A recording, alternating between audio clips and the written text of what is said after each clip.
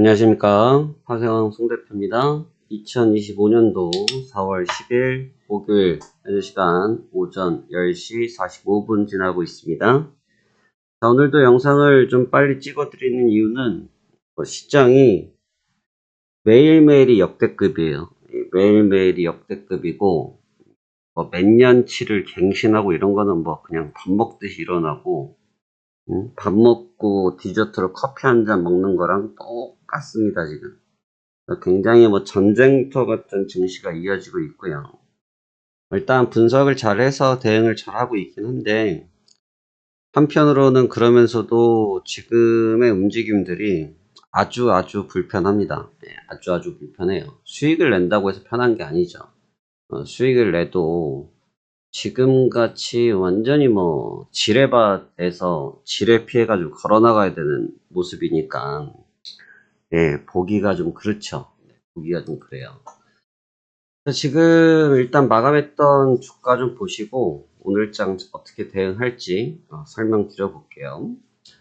오늘 새벽에 마감했던 다우지수는 이제 수치 부르는 것도 이제 일입니다. 다우지수는 전장 대비해서 2962포인트 7.87% 급등 폭등도 아니고 그냥 날라간 4608포인트에서 상승 마감했습니다. 거의 이게 코로나 때 이후로 따니까 5년이고요. 나스닥은 더합니다. 나스닥은 전장 대비해서 1857포인트, 12포인트가 급등한 17,124포인트에서 끝나면서 얘는 거의 한 20여 년 만에 장중, 데일리로 최고 종가를 보였습니다. S&P 500도 473포인트 9.52%, 5,456포인트가 급등을 하면서 역시나 역대급으로 기록이 됐고요.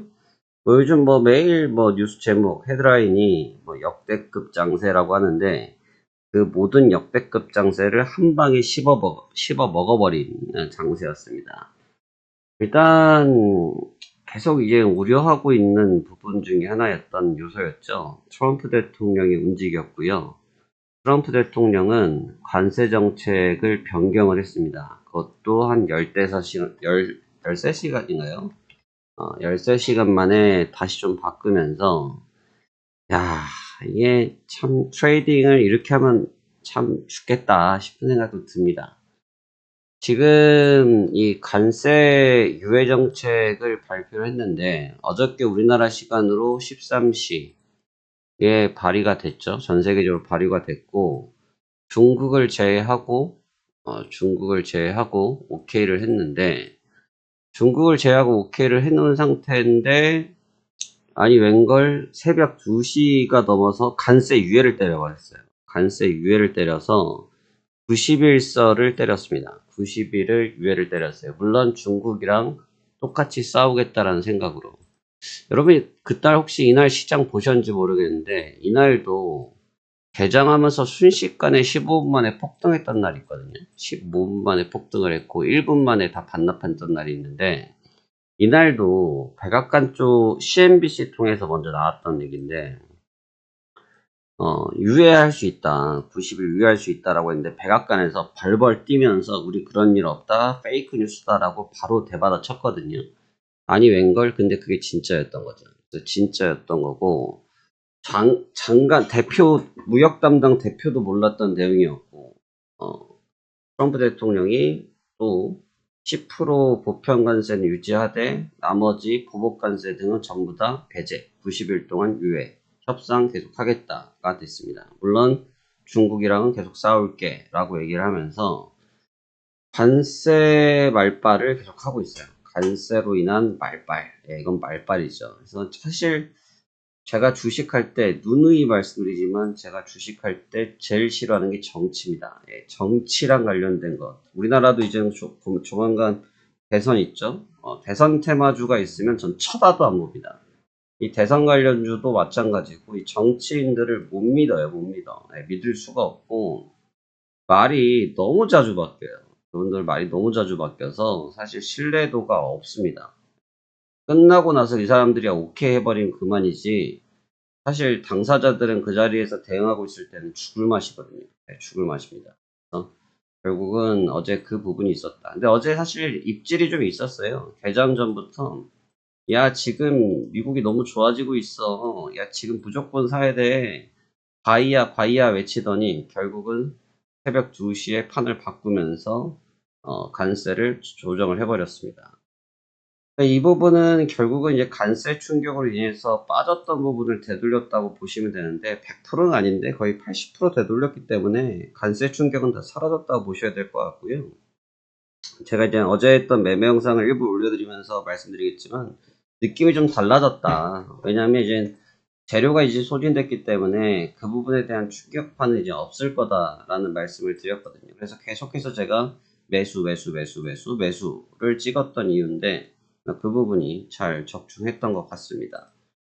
분위기 자체는 이게 좋다라고 말을 해야 되는 게 맞긴 한데 별로 안 좋아요. 네, 이런 식의 방식의 차트가 움직이면 시세가 너무 격분한 경향이 있어요. 이렇게 격분한 경향이 있는 시세들은 이 후속 파동이 안 좋아요. 후파동. 그러니까 이제 올라 추가로 내려갈 것 같아도 더 오르는 경우가 있고, 오를 것 같은데 그냥 대받아 쳐서 밀리는 경우도 있고, 그렇기 때문에 사실 지금의 파동이 정상적이라고 보기는 쉽지 않습니다. 쉽지 않고, 그냥 오르니까 좋아라 하실 수 있겠지만, 객관적으로 분석을 하면 좋은 자리는 아니에요. 그래서 굉장히 불안정한 형태를 보였다. 다만, 제가 계속 말씀드렸던 게 뭐냐면 어제 영상 꼭 보세요. 어제 영상도 보시면 계속 제가 이번 주 영상 계속 봐보세요. 계속 말씀드렸어요. 봐라. 현물이 그렇다. 현물 아직 괜찮다. 현물이 있으니까 이건 튈 수밖에 없다. 현물이 있기 때문에 재료가 소진되면 오히려 빨아 올린다. 라고까지 설명해드렸죠.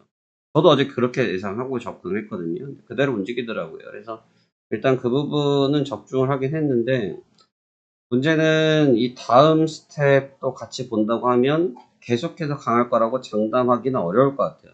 장담하기 어려울 것 같고, 다만 현물이 저점을 사수하고 나서 다시 레벨업을 해놨기 때문에 현물이 지탱하는 한 주가는 강세를 유지하려고 할 가능성이 높다. 하지만 그 부분도 하루 이틀 이 정도이고 또다시 판세가 바뀔 수가 있다. 왜? 관세가 종결이 아니잖아요. 종결이 아니고 90일 유예했고요. 90일 유예했기 때문에 무슨 얘기냐면 지금 같은 짓을 3개월 동안 또 해야 된다는 얘기야. 4, 5, 6 이 짓을 또 해야 된다는 얘기죠. 또 얘기가 바뀔 거 아니에요. 90일 안에 또 협상이 안 되면 얘 협상 안 돼? 보복할게. 또 이걸 또 할 거 아닙니까? 과연 모든 나라와 협상이 될까요? 저는 솔직히 안 될 거라 보거든요. 협상이 어떻게 다 되겠어요? 모든 사람이 원하는 게 틀린데 그럼 분명히 거기서 부러지는 데들도 있을 거란 말이죠. 그러면 또 이 방식을 쓸 거기 때문에 주가가 온전하다라고 평가는 솔직히 좀 어려움이 있을 수 있다고 생각이 됩니다. 다만 일단 큰 고비는 넘겼다 이렇게 보시면 좋겠고,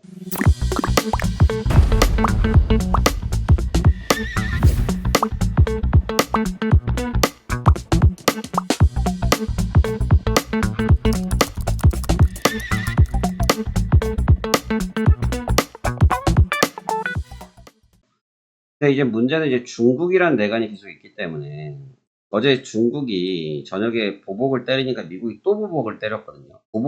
보복이었어요. 그렇기 때문에 중국도 이게 워낙 아시아의 패권 국가이기 때문에 이게 뭐 쉽게 중국도 손을 들 모양새가 아니고 계속해서 미국이랑 전투를 벌이려고 할 것이기 때문에 해당 관련된 부분으로 인한 시장 충격은 여전히 남아있다 보시는 게 좋습니다. 그러니까 지금 있는 것만 보시면 안 돼요. 제가 주가를 보실 때 말씀드리는 게 그냥 지금 내려가니까 내려간다고만 생각하지 말아라. 또 올라가니까 올라간다고만 생각하지 말아라. 이런 말씀을 자주 드리잖아요. 그러니까 왜냐하면 지금 올라오니까 계속 갈 것 같죠. 또 그렇지 않고 또 뒤집힐 수 있다는 거죠. 이때 시장 못 올라올 것 같았죠. 다 올라왔습니다. 제가 이때도 저점이다 올라간다 바닥 다졌다라고 설명을 해도 못 믿죠. 근데 지나고 나니까 맞죠.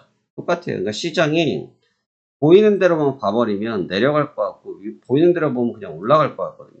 보이는 대로 보시면 될 자리가 아니에요. 지금은 한 텀 정도는 뛰어넘어서 보셔야지만 이 구도가 좀 잡히는 장이다 이렇게 좀 설명드리겠고, 여하튼 지금 이제 하방 압력의 충격에서 벗어난 것은 굉장히 좀 반가운 소식이다. 왜냐하면 제가 어제도 말씀드렸지만 급진적으로 매물이 쏟아져서 시장이 무너지면 그건 답지가 좀 없어요. 그러니까 물량이라는 게 출회가 될 수 있죠. 물량이 출회가 될 수 있는데 물량이 너무 급진적으로 막 쏟아져가지고 누구도 컨트롤할 수 없게끔 움직이면 사실 그건 굉장히 어렵거든요. 매매 대응하기도 어렵고 매매 대응도 어렵지만 뭐가 제일 어렵냐면 매물의 구조가 전혀 예상치 못한 매물들이 막 듬성듬성 튀어나와요. 근데 그렇게 튀어나오는 물량들은 예측이 불가하거든요. 분석도 불가능하거든요. 여러분 지금 우리나라장 같은 경우는 공매도가 있잖아요. 우리나라장 같은 경우 공매도가 있는데 자, 우리나라장에 지금 공매도가 있는데 4월달 들어서 외국인들이 거의 10조 가까이 팔았거든요. 9조가 좀 넘어요. 근데 대략 반올림 때려가지고 10조를 치는데 자, 오늘 장이 반등을 했어요. 코스피가. 근데 반등을 했는데 지금 외국인들이 매도세를 아직 안 풀어놨단 말이죠. 얘네들 이거 쇼커버 매수, 매도했던 거를 재매수하는 형태. 이 쇼커버 매수를 언제 할 줄 알고 계세요? 모르죠. 이건 쟤네들 마음이라는 거죠.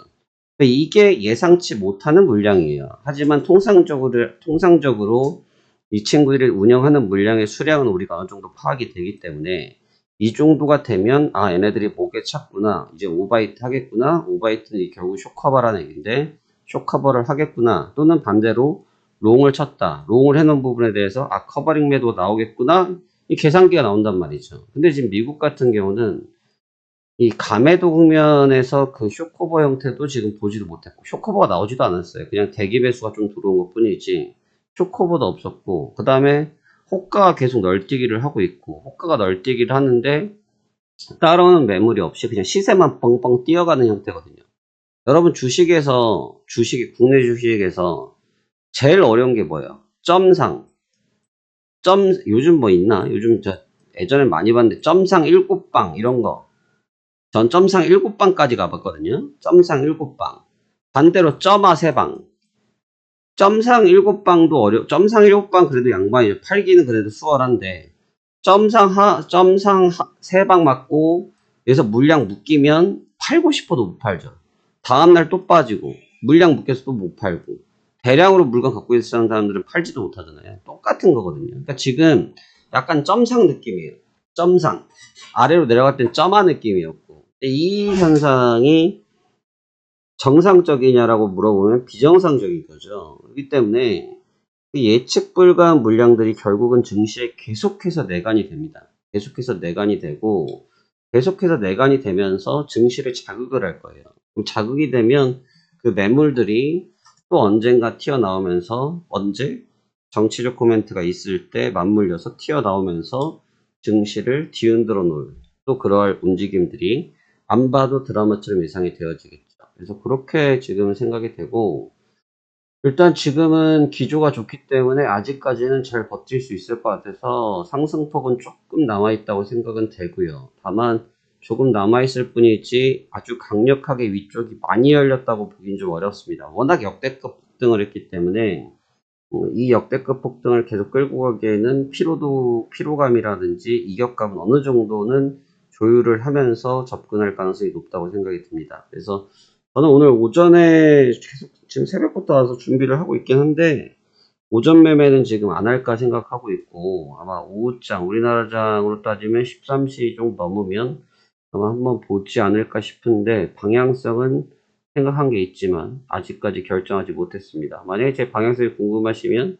빠르게 체험 신청하시면 되겠죠. 빠르게 체험 신청하시고 그래서 제 방향성은 아직 결정하지 못했는데 지금 일단 아직 힘은 기조가 있다, 강하다 정도 보시면 될 것 같습니다. 그래서 지금 설명드리고 싶은 것은 우리가 흔히 말해서 짬밥이라고 그러잖아요. 저 오랜만에 쓰네요. 군대 때 쓰던 말인데. 저는 이 장을 경험을 해봤어요. 저는 이 장을 제가 회원님들한테도 그제도 설명드렸는데, 저는 코로나 때도 결혼이란다. 코로나 때도 트레이딩을 받고, 리먼 브라더스 때도 저는 주식을 선물을 받았어요. 저는 사실 이런 장을 경험을 했기 때문에 이 장의 느낌을 알거든요. 근데 지금은 장의 느낌이 없으신 분들이 보면 그냥 미쳐요. 이게 도대체 뭐지 할 수 있거든요. 근데 충분히 공감이 가는 시장입니다. 충분히 공감이 가는 시장이고 이 뒤의 결과들도 어느 정도는 예측이 가능해요. 그렇기 때문에 지금은 경험적으로 좀 접근이 필요해요. 이게 기술적 분석이 돼요? 이걸 기술적 분석한다는 양반들이 있는데 뭔 기술적 분석이 어디 있어요, 어디? 뭔 놈의 기술적 분석이 있어? 네?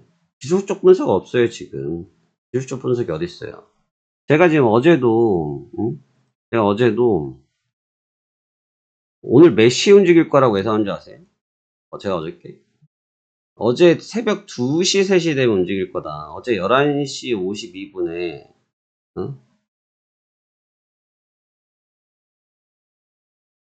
5시간 정도가 있으면 돌아 나올 거다. 있거든요. 제가 어제. 그러니까 돌아 나온다는 게 이제 반등한다는 얘기였는데, 어제 그 11시 12시였어요. 12시, 1시, 2시, 3시, 4시. 이따가 어제 4시, 2시 반에 그냥 2시 18분에 돌았거든요.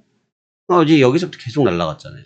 그러니까 제가 이 정도 예측 가능해도 정확히 다 집어낼 수가 없어요, 지금. 이게 기술적 여기까지도 예상도 못했고. 그래서 이거는 지금은 분석의 장이 아니에요, 여러분. 감각적인 영역의 장이에요.